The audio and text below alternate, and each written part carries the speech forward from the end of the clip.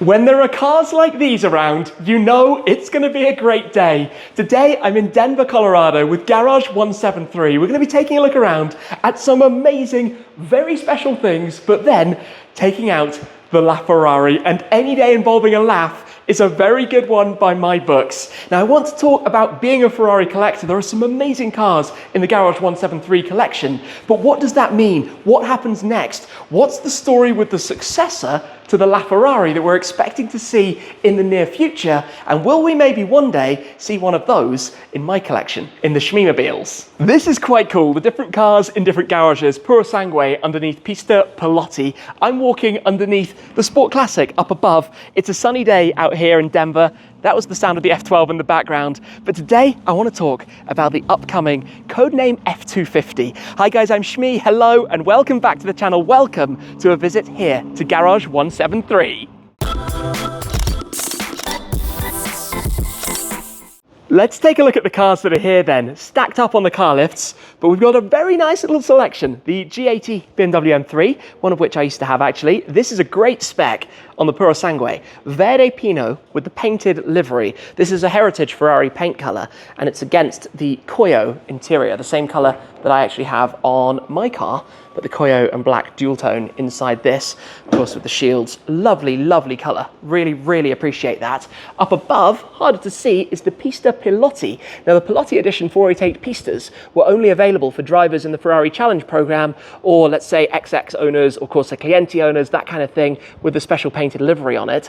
That's really pretty. The 992 Sport Classic in gentian blue with the painted 73 livery, but also as we come under the exhaust system here at the back with the gold detailing, if you can just see that up there for the Porsche and Sport Classic logos. That is the box for the Ferrari Testarossa J, the little car company's smaller version, and of course down here a new Audi R8 GT, which are only available in black and red out here in the US, but the very last final version of the Audi R8 ever, full stop, end of story.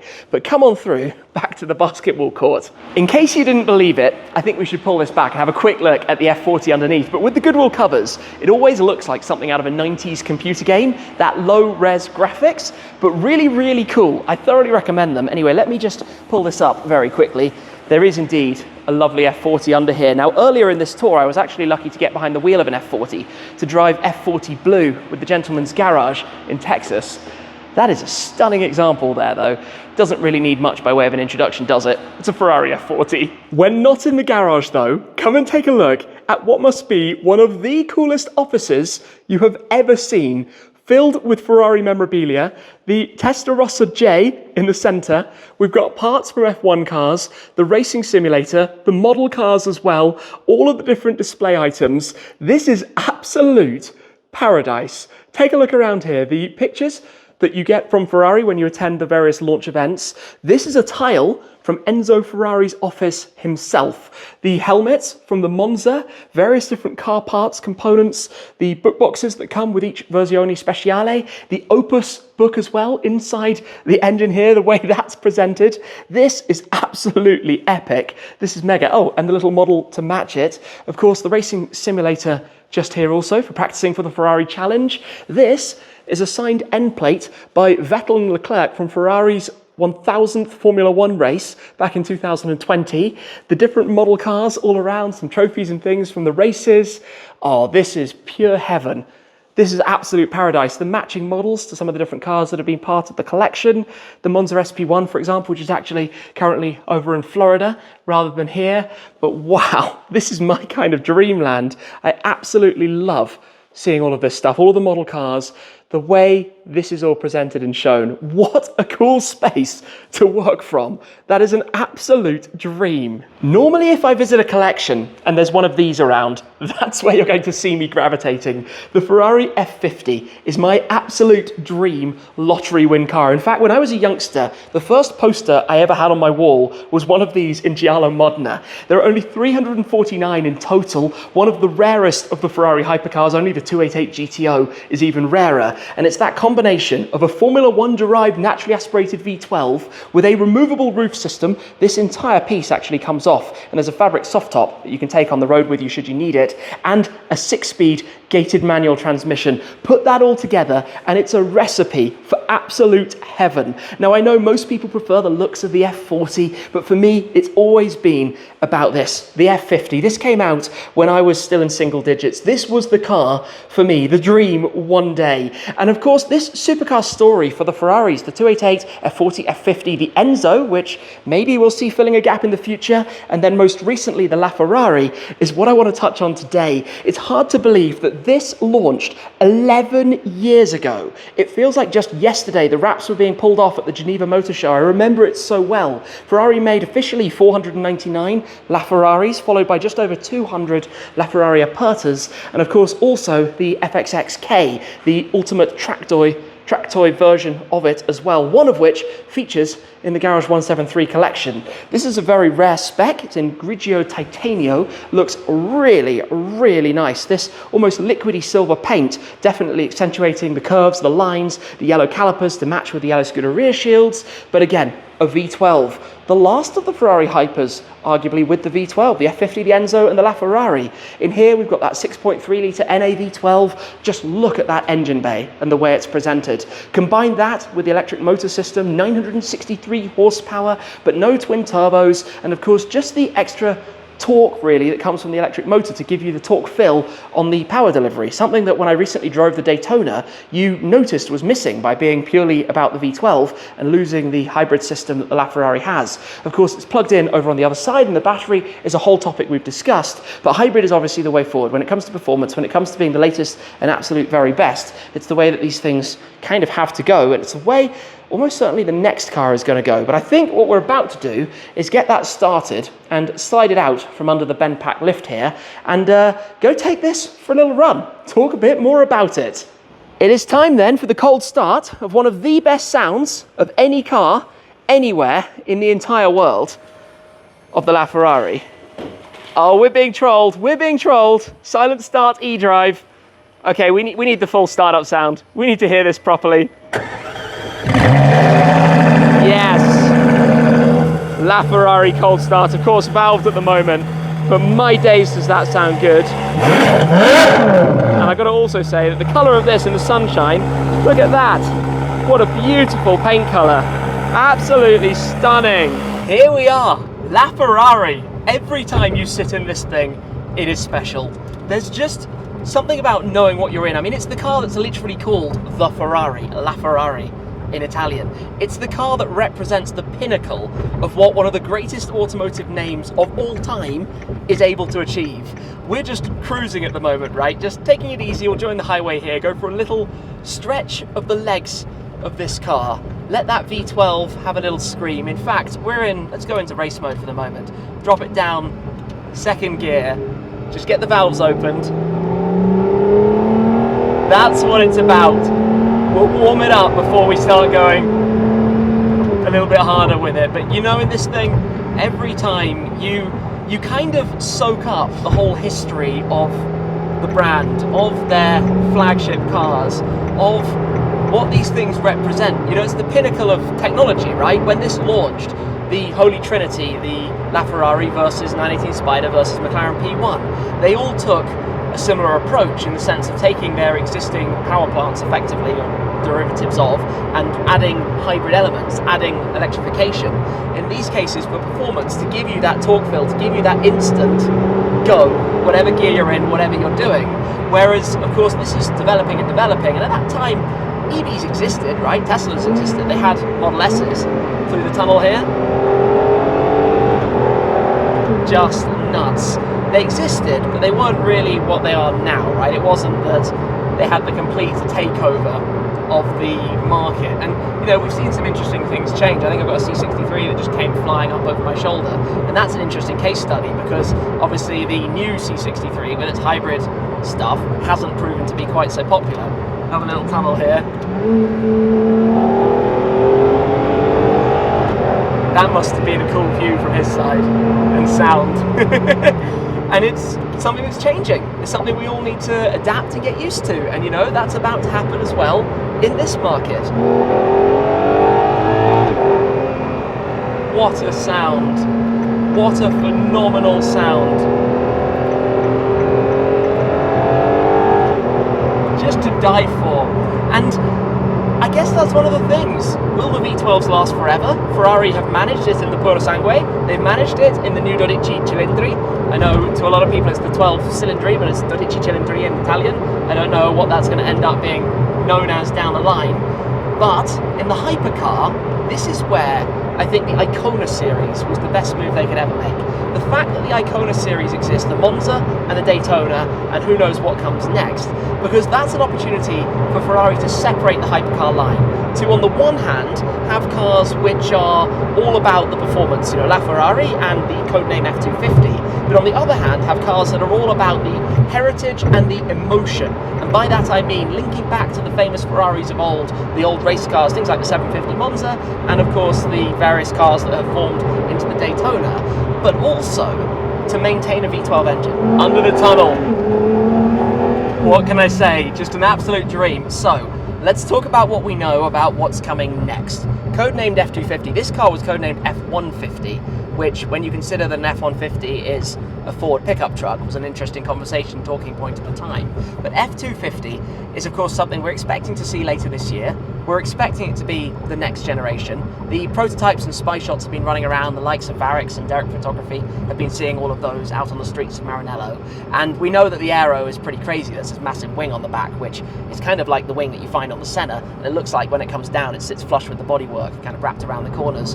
A bit like how this is. The wing on the back of this comes out of the back, but when it's in, it's hidden, and that's something Ferrari actually have done across the range. Even if you look at the Roma, the active flap at the back of the Roma, there's no button to have it lifted up. You have it down in position. So bodywork, almost impossible to say from prototype spy shots, because at this stage of the game, the whole point is to cover it up and to keep it hidden. But when you think about the other cars, let's say, for example, 499P that Ferrari raced and won at the 100th anniversary of Le Mans with, and the 499P Modificata, there's a pretty successful engine there. There's a pretty successful 6-cylinder power plant. And I wouldn't be surprised to bring some of that motorsport nature to the road car. I mean, maybe they'd gone F1 style, but I feel like that might be a little bit extreme, especially as the F1 cars are about to change, and it's not been the absolute best pinnacle of Ferrari in Formula 1 in recent years. So I think it's safe to say, given Icona cars are a little bit more about the road drive, a little bit more about the road usability, the V12 engines, that the Hypercar side is going to go more down the line of being a car that is about track performance while still being road legal. And you could argue, what's the point? Because you might as well go and buy a GT3 car or a GTE car or join the Challenge series, right? The 296 Challenge or GT3 or something like that.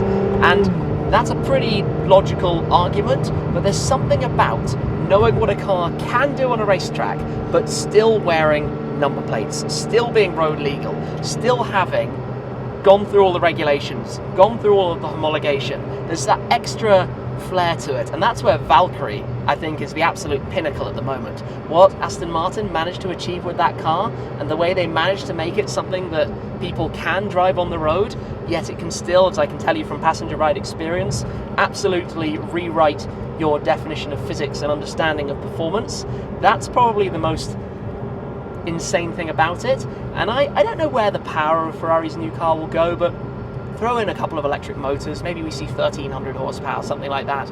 Because arguably when you get to like 2000, what's the point? You can't drive with it, you can't use it. The car has to be able to put that to the ground, tyre development work and all of that kind of thing. So there's a lot more at play with all of this. There's a lot more obviously that they'll have had to work on, that they'll have to make work, that they'll have to pull together.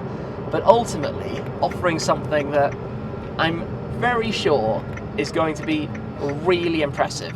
They're going to have made a car that is not going to disappoint us.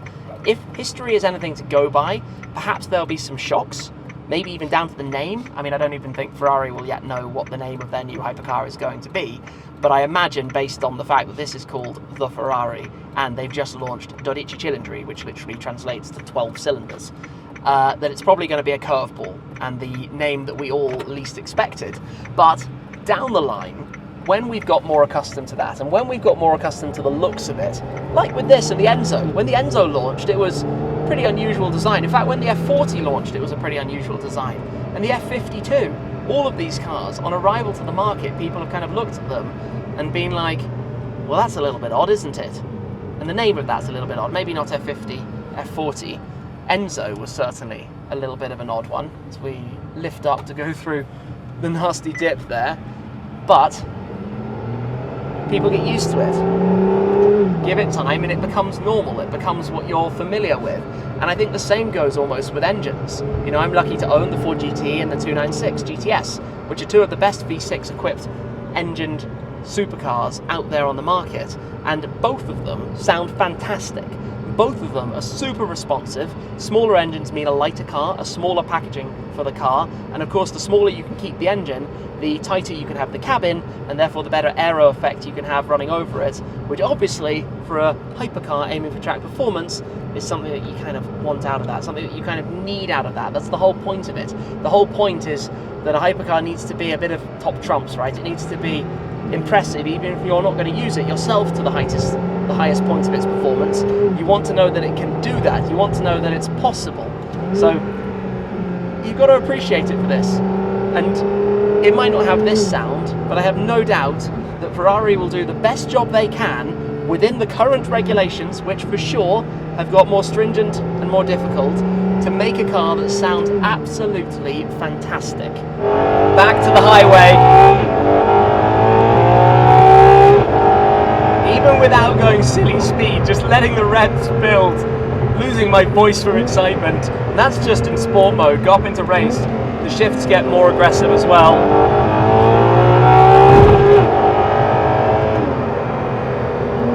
Something about LaFerrari. It's quickly getting very high on my dream car wish list. At the time, like I said, it wasn't, and the F50 is the absolute number one for me.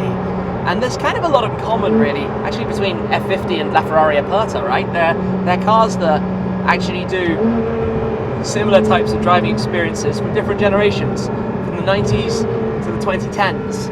And now, obviously, we're in the 2020s. The game is changing again, and we're probably going to be surprised. We're probably going to be surprised by what comes.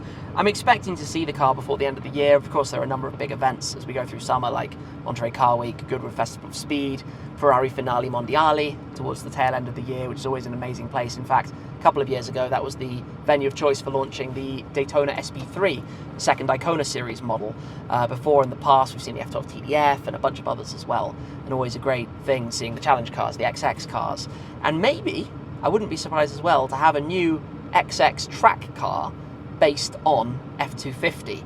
It's a complicated one when you take into account the SF90 XX, because that's a different kind of XX philosophy. I know it's the same name, and the name is, as I mentioned earlier, part of Ferrari's questionability, we can say. How they choose that sometimes is something we have to wonder, but down the line somehow seems to make sense. Down the line we seem to get used to it, accept it, know what it's about, makes sense in the lineup. But this is a perfect opportunity now, up the hill. The gearbox is so clean and crisp and sharp. So I suppose this begs a question. Will we see an F250 in the Shmeemobile? Something that I've seen a lot of people discussing, whether that's in connection with all of the Ferraris I've purchased in recent times. Obviously I currently have a couple and I have a few more on order. But it's also a topic that I think you need to understand more about the world of Ferrari and the sheer quantity of VIP Ferrari customers. Because ultimately the number of people who own LaFerraris, who own Daytona SP3s or Monza SP1s, SP2s, or a combination of the above, and have garages of 10 plus cars, if we assume for the moment there'll be again 499, maybe 599 F250s, you're really talking the very high end of Ferrari collector. Of course, don't get me wrong, should the opportunity arise, should the fact that I've bought 6 or 7 or maybe more in the last couple of years help potentially be in the position, I'm definitely not going to be complaining about it, but do I expect it? you've got to be realistic. You've got to be realistic. There are so many people who have big Ferrari collections, who have been part of the brand for many, many, many years. Have I been buying the cars I've been buying to try and get one? No, because I know that's not how it works. If I was, let's say, trying to get one, I would go and buy a LaFerrari right now. I would go and pick up a bunch of other of the current cars, A12 Competizioni, make an even stronger relationship with the dealer, that type of thing. I think that's the only way without having been, let's say, on that short list. And joining the events, things like Cavalcade, going to the Ferrari activities when they launch new cars, being part of the brand, part of what it's all about, understanding this amazing brand. It's a huge, huge, huge brand. It's an immensely powerful brand. And it's such a special one as well when it comes to all of the people that you meet, all of the people I've met at different events from the company itself, being lucky obviously to be there so many times as both a customer, but also as a member of media from all of the different videos and things that I'm shooting as well. So, would I love one? Absolutely. Do I expect it? Absolutely not. Is it part of the game plan or something like that? No. I just enjoy Ferrari's portfolio at the moment an awful lot. I think they make some amazing cars, and to have the opportunity myself to own and drive cars like the SF90, SF90XX, 296 GTS, Purosangue, Roma Spider, who knows what next, it's pretty like pinch moment every single time. It's really, really special. I feel very lucky and very honoured. And today, I feel very lucky to have driven the Garage 173 LaFerrari, to have an experience back behind the wheel of this here in Denver. Beautiful day, sunshine out in force, and just an amazing thing to drive. Just an amazing, amazing car. It's really, really special. Back in the sunshine, just look at this thing. Look at this car. Is that not one of the coolest things that you could ever see? And I tell you something that's quite interesting actually about these, is that colours like this, Grigio Titanio, are actually really quite rare, because the LaFerrari arrived when it was still the norm to order Rosso Corsa, or yellow, or like black, or a fairly standard, let's say, simple colour palette. Obviously with cars like the new SF90XX, they're going to be in a ton of different colours and crazy liveries and all sorts of wild things that people can imagine and dream up. Of course, tailor-made will be a big part of this. You see this with Daytona SP3s coming through as well, and all of the 812 Competizionis, and I'm all for it. I love colour, and I love things that are with variety. You know, F40s pretty much all red, with F50s mostly red, some yellows, a couple of blacks, 4 black ones out of the factory in total, a couple obviously that have changed colours over the years, like the F40s and the F50s and different things. Enzos, again, the vast majority of them are red. LaFerraris, similar story, most of them were red. When the LaFerrari Aperta arrived, you could actually only have them in 5 different colours. That's all you could choose from for the LaFerrari Aperta. However high you were as a customer, you couldn't come up with your own colour. If you wanted your own colour, you had to buy it and get it repainted, which a couple of people did, probably not putting them in Ferrari's best books, but that was the rule. It was those 5 colours to celebrate, at the time, 70 years of Ferrari, and that was basically the full story. I think with the next generation car, we are going to see some bonkers things. You see what people did with Senna's from McLaren, different painted liveries and different colours, and just using the aero to emphasise different options, you know, to bring bright colour to aero elements, to emphasise them, like Ferrari have done with the SF90XX, Stradale and Spider, and like I will soon be revealing when it comes to my spec for the SF90XX, which I can confidently state some people aren't going to like. So stay tuned for that, because it will all be revealed in due course. For today though, to get behind the wheel here of Garage 173's LaFerrari, and you can see more about this car and more about the collection, of course, on Exclusive Car Registry, where the guys have updated some of the information, and maybe some more words about interesting things that have arrived or are about to arrive. So well worth checking out. I'll pop the link down below. But today, I mean, yeah, what more can I say? It would be an honour to maybe one day become a custodian of one of these. It would be an honour to be a custodian of an F250, and however many Ferrari do make, it's going to be an amazing car for those lucky owners. There's no question about that, because with this history behind them, I have a lot of faith in what they're going to make now. I have a lot of faith in what this next car is going to be like. But it's going to be an interesting battle. We know Porsche have presented the Mission X. That's going to be coming as well in some form as their next hypercar. McLaren have been talking about P18, the follow-up successor to the P1. So do we have Holy Trinity round 2? Is that happening again? Has it fallen that way? Bugatti with the V16 follow-up, of course, to the Chiron. It's a very exciting time right now when it comes to these kinds of cars. That's it for now though. Thank you very much for watching, guys. Thank you very much to Garage 173 for the opportunity to drive the LaFerrari today and to share it with you. That's it for this time though, and I'll see you again very soon. Cheers!